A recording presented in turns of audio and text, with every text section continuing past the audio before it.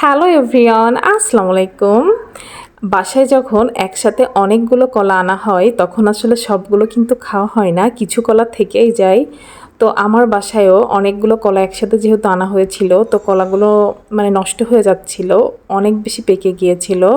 আর কোনো জিনিস অপচয় করা আমার একটুও পছন্দ না। আমি সবসময় চেষ্টা করি সেই জিনিসটাকে কাজে লাগানোর জন্য।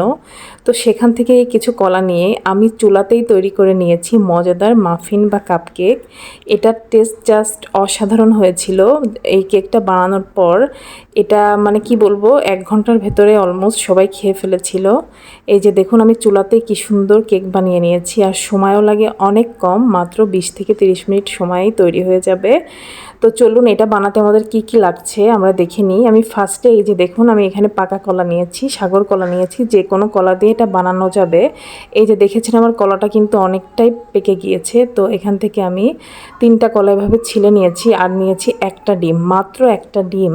ডিমটা আগে থেকে আমি বের করে নর্মাল করে নিয়েছিলাম, যেহেতু ডিমটা ফ্রিজে ছিল। তো একটি কাঁটা চামচের সাহায্যে আমি এভাবে কলাটা ভালোভাবে ম্যাশ করে নিব। আপনারা চাইলে যে কোনো ব্লেন্ডারেও এটা করতে পারেন। আমি জাস্ট খুবই সহজভাবে দেখিয়েছি, খুব অল্প সময়ে আপনারা কিভাবে এটা তৈরি করতে পারবেন। এই যে কলাটা, আমি 3টা কলাই আমি এভাবে ফেটিয়ে নিয়েছি, আর এই পর্যায়ে দিয়েছি একটা ডিম। ডিম দিয়েও আমি ভালোভাবে এটা একটি কাঁটা চামচের সাহায্যেই সম্পূর্ণ কাজটি আমি করব। আর দিয়ে দিব এখানে প্রায় 4 টেবিল চামচ মতো চিনি। মিষ্টি আপনাদের স্বাদ অনুযায়ী দিবেন, কলাটা ভালোই মিষ্টি ছিল। তো এই যে আমি এখানে চিনি দিয়েও খুব ভালোভাবে এটা এইভাবে হাত দিয়ে বারবার নাড়াচাড়া করে আমি ভালোভাবে গলিয়ে নিব চিনিটা। আর এই পর্যায়ে আমি এখানে হাফ কাপ যে রেগুলার রান্নার তেল সেটা এখানে দিয়ে দিয়েছি। হাফ কাপ তেল অবশ্যই দিতে হবে, তাহলে কেকটা অনেক বেশি সফট হবে। আর এখানে দিয়েছি সামান্য লবণ। লবণটা আপনাদের স্বাদ অনুযায়ী দিবেন। তো এই যে লবণ দেওয়ার পরে আমি এই কাজটা যেহেতু হাত দিয়ে করতেছি, একটু সময় নিয়ে ফেটাতে হবে। আর ফ্লেভারের জন্য আমি এখানে অ্যাড করব ভ্যানিলা এসেন্স। আপনারা চাইলে, আমি হাফ চা চামচ ভ্যানিলা এসেন্স দিয়েছি, আপনারা চাইলে এখানে এলাচের গুঁড়াও কিন্তু দিতে পারবেন। আর এখানে আমি দিয়েছি 2 টেবিল চামচ গুঁড়া দুধ। গুঁড়া দুধটা দিলে টেস্টটা অনেক বেশি ভালো হয়। চাইলে কারোর বাসায় না থাকলে এটা স্কিপ করতে পারবেন, বাট দিলে কিন্তু ভালো লাগবে। আর এমন না যে না দিলেও ভালো লাগবে না, বাট দিলে যে কোনো জিনিসে একটু সুন্দরভাবে করলে খেতে অনেক বেশি টেস্ট হয়। আর এখানে দিয়েছি ঠিক মেজারমেন্ট কাপের 1 কাপ আটা। আপনারা মাপটা অবশ্যই ঠিক রাখবেন। আমি 3টা কলা, একটা ডিম আর মেজারমেন্ট কাপের 1 কাপ আটা, হাফ কাপ তেল দিয়েছি। এই মাপটা ঠিক রাখলে আমার মতো আপনাদের কেক অনেক বেশি পারফেক্ট হবে। আর আমি যেহেতু এটা চুলাতে বেক করেছি, আপনারা চাইলে কিন্তু ইলেকট্রিক ওভেনেও এটা তৈরি করে নিতে পারবেন। আর এই পর্যায়ে আমি এখানে দিয়েছি 1.5 চা চামচ বেকিং পাউডার। তো এই যে বেকিং পাউডার দিয়েও আমি এভাবে একটা মসৃণ পেস্ট তৈরি করে এটা রেখে দিব। আর তারপর এখানে আমি এরকম একটি কেকের মোল্ড নিয়েছি। আপনারা চাইলে যে কোনো স্টিলের বাটি, টিনের বাটি বা একটা বড় কেকও তৈরি করতে পারবেন। তো আমার কাছে এটাই মনে হয়েছে, আমি যেহেতু অনেক ব্যস্ততায় কেকটি তৈরি করেছিলাম, তো আসলে এটা আমি যেহেতু চুলাতে করব খুব তাড়াতাড়ি হয়ে যায়, তো আমি এই জন্য এখানে একটা কাপ কেকের মোল্ড নিয়েছি। আপনারা চাইলে যে কোনো বাটিতে এটা করতে পারবেন।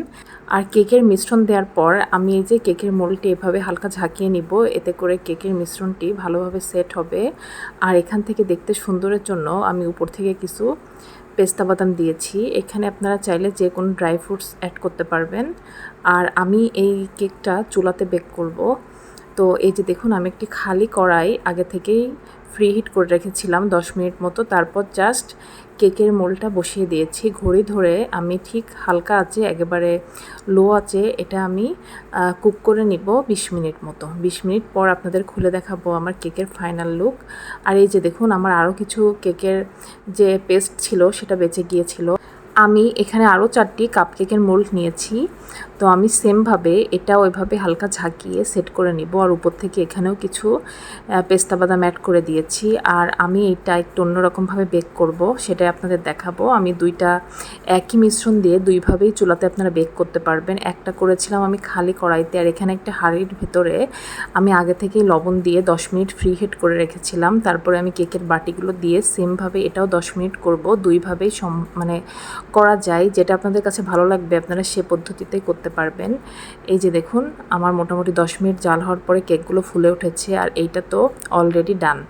এবার একটি কাঠির সাহায্যে আমি দেখব কেকের ভেতরে কাঁচা আছে কিনা। তো এই যে দেখুন আমার কাঠিটি পুরো ক্লিন, কাঠির গায়ে কোনো কিছু লেগে নাই, তার মানে আমার কেকটা পুরো হয়ে গিয়েছে। এই পর্যায়ে এটা আমি নামিয়ে নিব এবং ঠান্ডা হওয়ার পরে দেখাবো।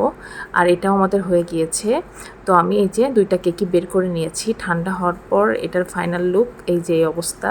খুব ইজিলি জাস্ট মানে একটা নাইফ বা ছুরির সাহায্যে চারিপাশ দিয়ে এভাবে আমি উঠিয়ে নিয়েছি। যে দেখুন নিচেই কিন্তু অনেক সুন্দর কালার হয়েছে।